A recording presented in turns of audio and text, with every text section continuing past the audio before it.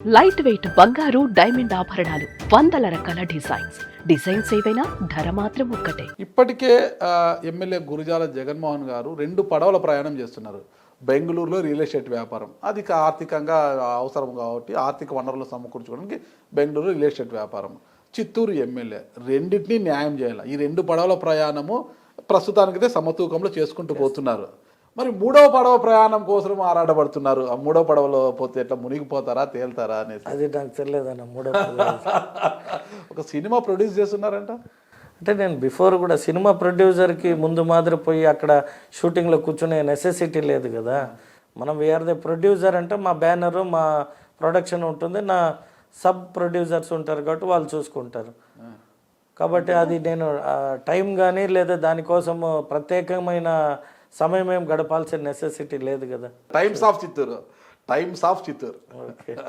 అంటే చిత్తూరుని ఏదో ఒక రకంగా గురజాల జగన్మోహన్ ప్రొడక్షన్ 1983-2024 ఏంటిది 1983-2024 టైమ్స్ ఆఫ్ చిత్తూరు ఏమిది? తెలుగుదేశం పార్టీ పెట్టిన తర్వాత గురజాల జగన్మోహన్ జన్మదినోత్సవం అంటే నేను పుట్టిన తర్వాత ఎలా ఉంది చిత్తూరు అనేది నేను ఎమ్మెల్యే అయ్యేదాకా వాట్ ఈస్ వాట్ అనే దాన్ని నిజంగా కూడా ఒక అద్భుతమైన స్టోరీ. దాన్ని నెరేట్ చేయగలిగితే పర్ఫెక్ట్గా పక్కా అంటే డెఫినెట్గా జరిగినట్టుగా తీయగలిగిన శక్తి సామర్థ్యం కూడా మాకు ఉంది కాబట్టి ఈడ రెడ్ శాండిల్ స్మగ్లర్ల గురించి చూపించాలి, ఓకే, ల్యాండ్ మైనింగ్ల గురించి చూపించాలి, బాంబుల కలకలం గురించి చూపించాలి, గన్నుల తుపాకీల మోత గురించి చూపించాలి. అన్ని తీయగల గట్స్ మీకున్నాయా? ఎందుకు లేదనా? నేను కూడా చిత్తూరు వాడినే. జరిగింది నిజమే కదా, జరిగింది ప్రజలందరికీ నిర్భయంగా తీయగలుగుతారా? ఖచ్చితంగా. ఓకే, వ్యతిరేకత వస్తుందేమో చూసుకోండి. మనం తప్పు చేసినప్పుడు భయపడాలే గానీ తప్పు పనులు ఇది అన్ని జరిగిందా లేదా అనేది వారి వారి ఆత్మసాక్షికి వాళ్ళకి తెలుసు, ప్రజలందరికీ కూడా తెలుసు. అయితే మీరు అన్నట్టు సినిమా కాబట్టి సినిమా లాగా తీస్తారు. డూయట్స్ పెడతారా? ఎంతమంది పెడతారు డూయట్స్? ఇది ఇంతమంది ఉన్నారు కదా, హీరోలు చాలా మంది ఉన్నారు. మంగళం అంటే హీరో ఓరియంటెడ్ మూవీలో హీరోయిన్స్ చాలా తక్కువ ఉన్నా హీరోయిజంతో పాటు మా చిత్తూరు అనే దాన్ని ఆ స్థానంలో పెట్టడానికి ట్రై చేస్తాం. ఇప్పుడు రియల్ స్టోరీ ఇక్కడ రియల్ హీరోని ఎవరు చూపిస్తారు? మీరు ఎవరిని చూపిస్తారు? ఇక్కడ హీరోయిజమే లేదన్న. అదే that is the meaning of Chittoor. చిత్తూరులో 1983-2024 అని ఎందుకు పెట్టామంటే నా జననం అంటే నేను పుట్టిన సమయం నుండి ఈ రోజు దాకా నేను కూడా 1983 జనవరి 15 పుట్టాను. అప్పటి నుండి 22 జనవరి దాకా చిత్తూరులో ఉన్నా. గత నియర్లీ అబౌట్ 20 ఇయర్స్ అనుకోండి. 20 ఇయర్స్ బయట ఉన్నా అంటే కరెక్ట్గా నా లైఫ్లో 21 years of life in Chittoor, 21 years life of Bengaluru. తిరిగి వచ్చి చూస్తే చిత్తూరు ఎమ్మెల్యే. అంటే చిత్తూరుకి తిరిగి నేను రావాల్సిన అవసరం ఏం పడింది, ఈ చిత్తూరు గొప్పతనం ఏమి, చిత్తూరు నాయకత్వం కూడా ఎంత బలమైంది అనే దానికి ఒక సినిమా అంతే. ఓకే, ఫైనల్ గా దాంట్లో గురజాల జగన్మోహన్ గారు హీరోగా నిలబడతారు అంతేనా? అదే చెప్పే కదా 24 కన్నాను. 24లో నాది 3 months కదా స్టోరీ. ఓకే, రాజకీయానికి ఎంట్రీ మీదే ఉంటుంది అయితే. అంటే లాస్ట్ 5 minutes కదా. మీ రోల్ ఎవరు పోషిస్తున్నారు? కథ కొందరితో చర్చించాము, చాలా వరకు ఇంట్రెస్టింగ్ గా ఉన్నారు. ఇంకా ఫైనల్లో ఒక 10-15 days పడుతుంది. ఇంకొంచెం చిన్న చిన్న చేంజ్ చేస్తే. కథ స్క్రిప్ట్ ఎవరు? 2-3 సినిమాలకు చేసిన అతనితో ప్లస్ మనకున్న ఇక్కడున్న అందరితో మాట్లాడి రియల్ మీరు చెప్పినట్టు the real stories, A untold real story. Times of Chittoor ఏంటి జనవరి 15 మీ జన్మదినం రోజున ఫస్ట్ పోస్టర్ రిలీజ్ అంట. అది కొద్ది నిర్ణయం పెండింగ్ ఉంది, బట్ వాళ్ళు చాలా యాంగ్జైటీగా ఉన్నారు. అంటే అంతే కదా, ఎమ్మెల్యే గారు సినిమా తీయబోదు, అది కూడా చిత్తూరు గురించి రియల్ స్టోరీ గురించి తీయబోతున్నారు అంటే చాలా క్యూరియాసిటీ ఉంటుంది. చిత్తూరు అనగానే కలియుగ దైవం వెంకటేశ్వర స్వామి, వరసిద్ధ వినాయక స్వామి, అలాగే సాక్షాత్తు ఆ శ్రీకాళహస్తి మంజునాథుడు. అంటే ఇన్ని ప్రాముఖ్యత ఉన్నాయి మన చిత్తూరుతో. అన్నిటికంటే ఇంకొక ప్రాముఖ్యత చంద్రబాబు నాయుడు కూడా ప్రపంచ ఖ్యాతి పొందిన నాయకుడు కూడా ఇక్కడ చిత్తూరు నుండి జన్మించాడు. సో ఇవన్నీ కూడా ఒక రకమైన ఇప్పుడు మీరు చెప్పినట్టు రెడ్ శాండిల్ ప్రపంచంలోనే అత్యంత పవర్ఫుల్గా వాల్యుబుల్గా కట్టినది మన చిత్తూరు రెడ్ శాండిల్కే వాల్యూ ఉండేది. సో ఇన్ని వాల్యూస్ ఉన్న చిత్తూరు ఎందుకు ఇంకా వెనకబడి ఉన్నది? That is real story. అంటే మీరు చెప్పినవన్నీ ఒక స్టోరీ అయితే చిత్తూరుకి అన్నీ ఉన్నాయి, బట్ వెనకబడి ఉన్నాం. ఎంత బడ్జెట్? ఏది కూడా బడ్జెట్ను ప్రిపేర్ అయ్యి రాజకీయాలకు కానీ సినిమాకి కానీ అది ఎలా ఉండాలో అలా తీయగలగాలి కాబట్టి అది సందర్భాన్ని బట్టి. ఇంకా సరే, పాత్రదారులు ఇంకా ఏమి ఖచ్చితంగా మీ ముందరే అనౌన్స్ సరే, నాకున్న ప్రకారం పాత్రలు మరియు నేను చెప్తాను అయితే పాత్ర స్వభావాలు. ఓకేనా? మీ రోలు గురుజాల జగన్మోహన్, చిత్తూరు రాజకీయాల మార్పుతో పాటు అభివృద్ధి కోసం పాటుపడుతున్న నాయకుడు. మీ రోల్ వచ్చి నాకు తెలిసి నారా రోహిత్ గారు పోషిస్తారు.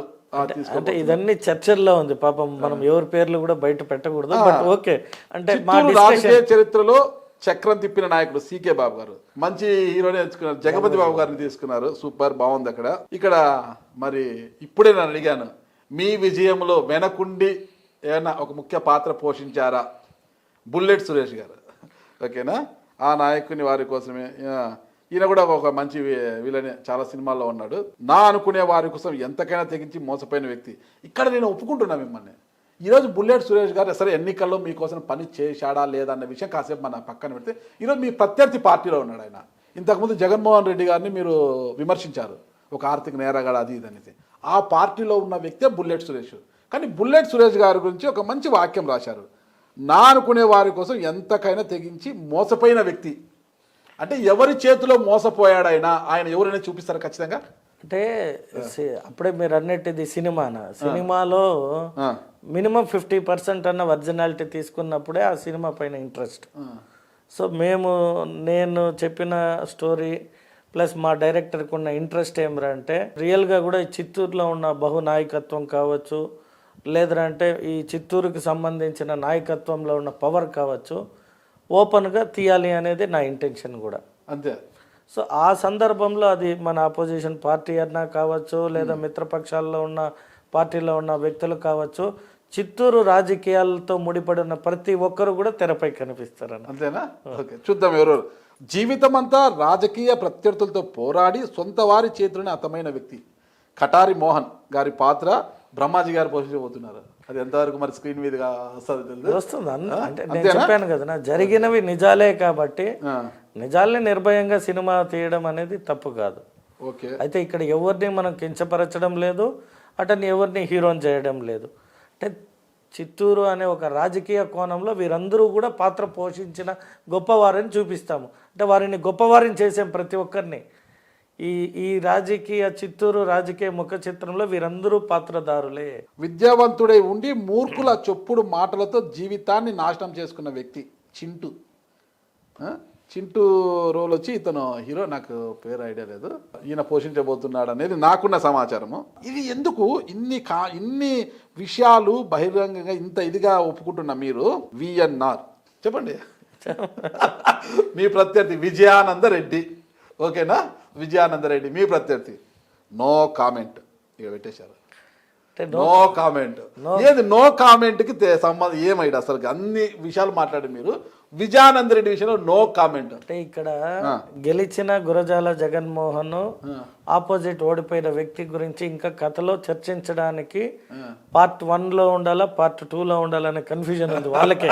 అంటే కథ చెప్పిన రైటర్కిను డైరెక్టర్కి 1983 to 2024 అన్నాం. సో 24 తర్వాతనే కదా నేనైనా ఎమ్మెల్యే అయ్యింది.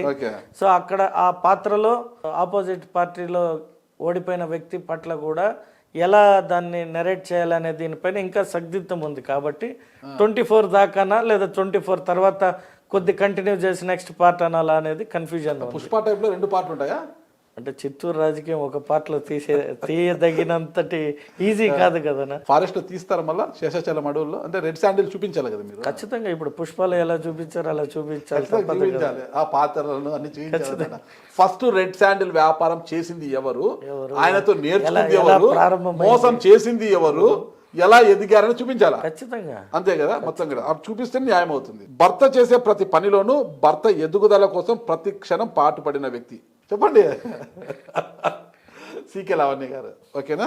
ఆమె రోల్ కూడా మంచి ఆవిడ. ఆమె కూడా రాజకీయాల్లోకి వచ్చి కంటెస్ట్ చేశారు కాబట్టి అందరూ అంటే నేను అదే చెప్పినది, రాజకీయాలకి ముడిపడి ఉన్న ప్రతి ఒక్క వ్యక్తిది 1 or 2 minutes అయినా కూడా పాత్రలో ఎక్కడ అవసరం ఉందో అక్కడ కనిపిస్తూ ఉంటారు. ప్రజా సంక్షేమం కోసం నిరంతరం ఆలోచించే వ్యక్తి గురజాల జగన్మోహనే కాదు, జీసీఎల్ జీసీ అని మా నాన్నగారు గురజాల చెన్నకేశ్వర్లు. చెన్నకేశ్వర నాయుడు గారు. ఓకేనా, మీ నాన్న రోల్ కూడా చూపిస్తున్నారు ఇంత. ఖచ్చితంగా ఆయన కోరిక వల్లనే కదా తిరిగి నేను ఇక్కడికి రావడం జరిగింది. ఓకే, సో ఎందుకు ఆయన కోరిక, ఎక్కడ ఆయన ఆశపడ్డాడు అనేది కూడా ఒక 1 minute ఆఫ్ 1-2 minutes ఉంటుంది ప్రతి సందర్భంలో. ఖచ్చితంగా ఈ రోల్స్ అన్ని ఉంటాయన్నమాట.